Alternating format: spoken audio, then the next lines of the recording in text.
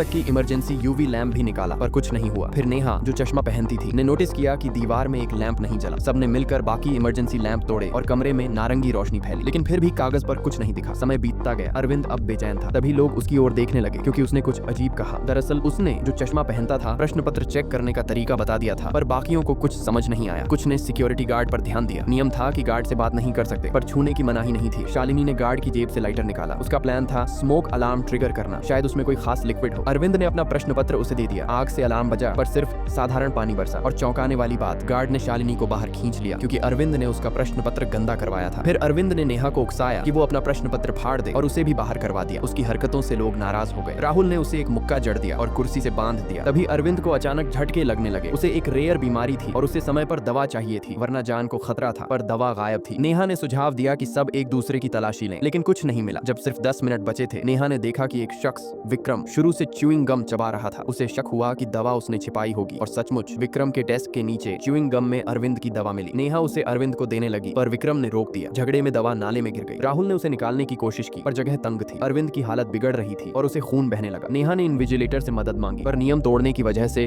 उसे बाहर कर दिया गया। तभी सुनहरे बालों वाली प्रिया ने होशियारी दिखाई और अपने हेयर पिन से दवा निकाल ली। अरविंद की जान बच गई, लेकिन अब सिर्फ 10 मिनट बचे थे। अरविंद ने सोचा कि बाकी सबको बाहर करना ही जीत का रास्ता है। उसकी नजर गार्ड की कमर पर लगी बंदूक पर